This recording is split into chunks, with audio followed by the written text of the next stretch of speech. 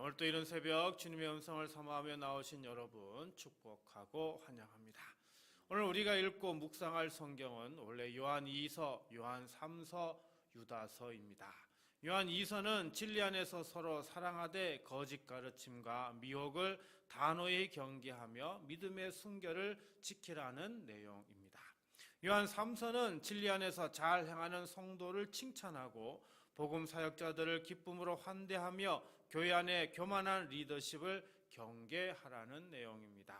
유다서는 은혜를 방종으로 바꾸는 거짓 교사들을 경고하며 성도는 한 번 주신 믿음을 위해 힘써 싸우고 끝까지 믿음을 지키라라는 내용입니다. 오늘 이 성탄절 새벽에는 성탄 새벽에 맞는 말씀 이사야서로 은혜를 나누고자 합니다. 사랑하는 성도 여러분, 우리는 어둠이 무엇인지 머리로만 알지 않습니다. 어둠은요, 살아본 사람만이 아는 겁니다. 어둠은 밤길이 무서울 때만이 아닙니다. 마음이 캄캄할 때도 있죠. 근데 성경은 오늘 우리에게 놀라운 소식을 전합니다. 하나님께서 어둠 속으로 빛을 보내십니다.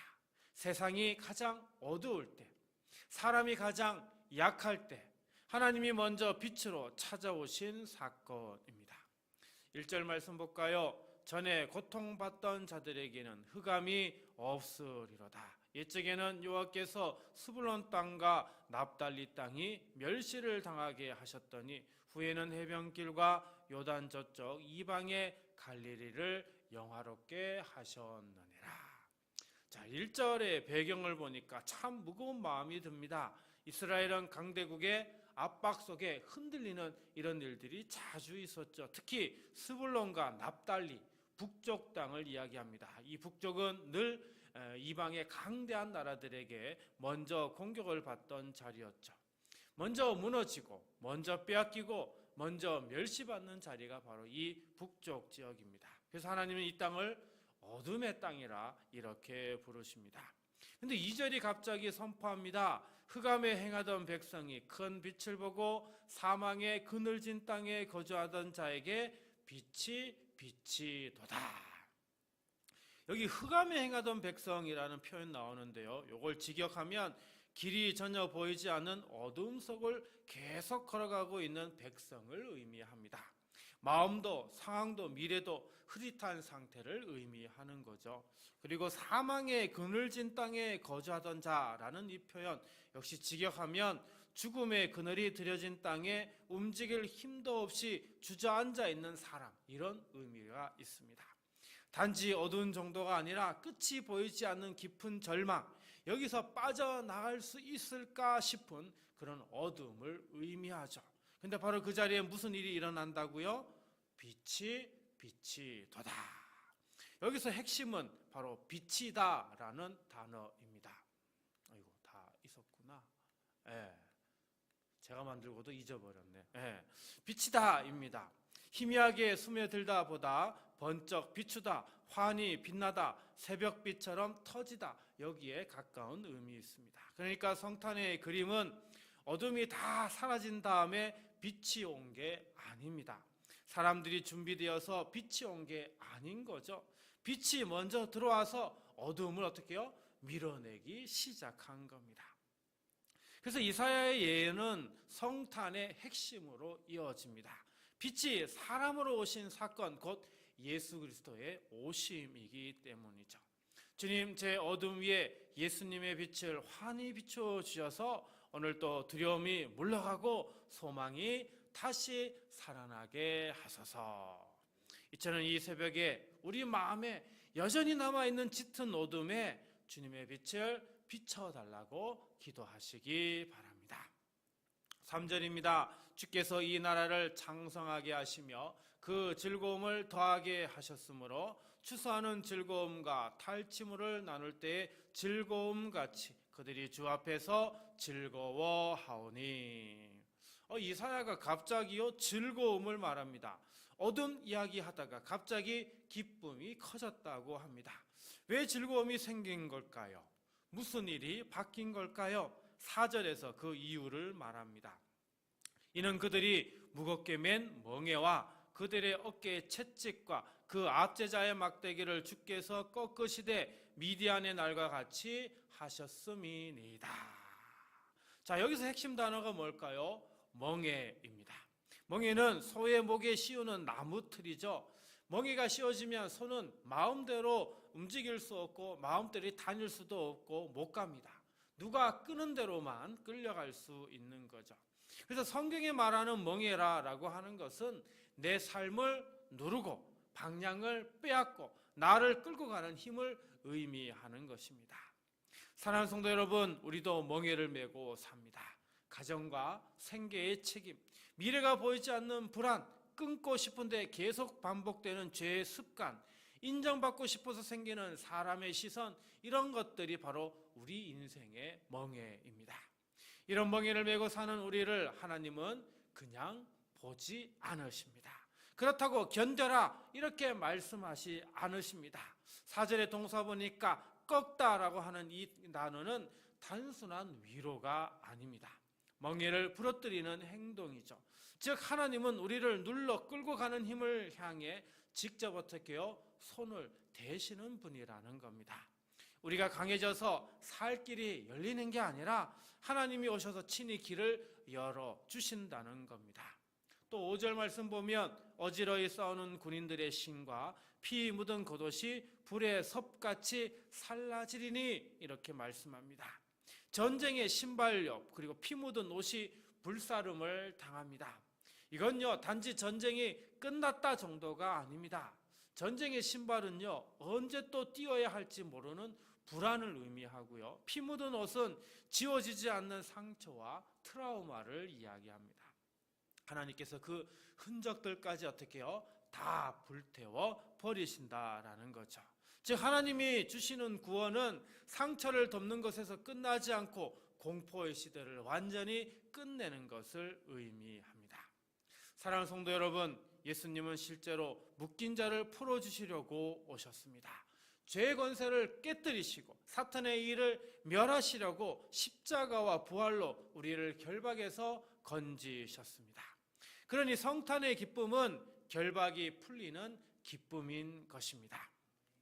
주님, 제 목에 걸린 두려움의 멍에, 죄의 멍에, 사람의 시선의 멍에가 저를 끌고 갑니다. 제 힘으로는 끊지 못하오니 주님의 능력으로 꺾어 주소서.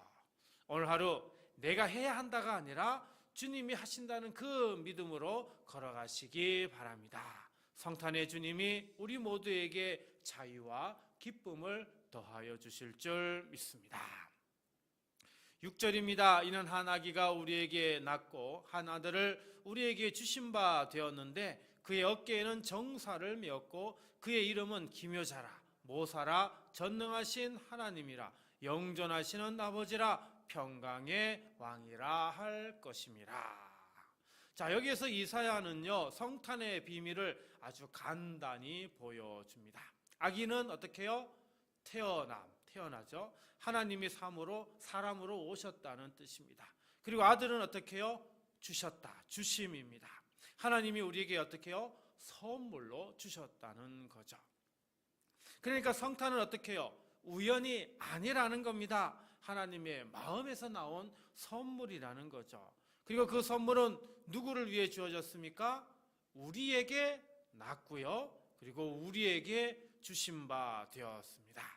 즉 예수님의 오심은 세상에 좋은 일이 생겼다 정도가 아니라 바로 나를 위해, 우리를 위한 하나님의 구원이라고 하는 거죠. 그의 어깨에는 어떻게 해요? 정사를 메었고. 자, 여기서 정사라고 하는 이 말, 다스림, 통치 이런 의미입니다. 쉽게 말하면 인생을 이끌어가는 고난을 의미합니다. 그리고 그걸 어떻게 해요? 어깨에 메었다라고 얘기합니다. 이 말은 왕이 통치의 책임을 진다라고 하는 겁니다. 내 인생의 모든 짐을 내가 혼자 떠안고 끙끙대며 사는 게 아니라 왕이 오셔서 내 삶을 맡아 주신다, 이런 의미가 되는 겁니다. 그래서 6절에 보면 왕의 이름을 네 가지로 부릅니다. 기묘자, 모사, 길이 막힐 때 길을 여는 지혜가 되시는 주님임을 의미하죠. 전능하신 하나님, 내가 약할 때 나를 붙드는 능력이 되시는 주님을 의미합니다. 영존하시는 아버지, 내가 외로울 때 끝까지 품어주시는 아버지가 되시는 주님을 의미합니다. 그리고 평강의 왕, 깨진 마음을 샬롬으로 회복시켜 주시는 주님을 의미하는 것이죠.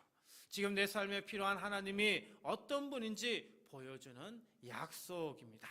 마지막 7절입니다. 그 정사와 평강의 더함이 무궁하며 또 다윗의 왕자와 그의 나라에 군림하여 그 나라를 굳게 세우고 지금 이후로 영원히 정의와 공의로 그것을 보존하실 것이라.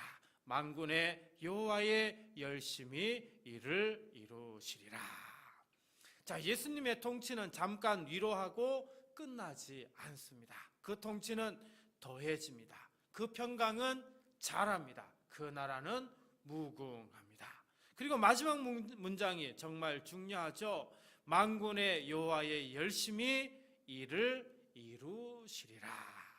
자, 여기에서 열심이라는 단어, 질투라는 그런 뜻도 있지만 더 정확히 말하면 자기의 백성을 끝까지 포기하지 않는 뜨거운 사랑, 반드시 구원하겠다는 하나님의 집요한 사랑을 의미합니다. 그러니까 구원은 이렇게 시작됩니다. 내가 잘해서가 아니라 하나님이 끝까지 사랑하셔서입니다. 내가 붙드는 것이 아니라 하나님이 나를 놓지 않으셔서인 겁니다. 평강의 왕 예수님, 오늘 제 삶의 왕자에 오셔서 다스려 주소서. 제 짐을 주님께 맡기게 하시고 불안이 주인이 되지 못하게 하시며 샬롬으로 제 삶을 회복시켜 주소서. 만군의 여호와의 열심으로 오늘 또 저를 붙들어 주소서. 오늘 성탄절에 마음의 왕자를 주님께 내어 드리십시오. 그 나라의 평강이 여러분의 가정과 마음에 더해질 줄 간절히 믿습니다. 자, 오늘 말씀을 생각하며 다음 세 가지를 놓고 우리 함께 기도하도록 하겠습니다.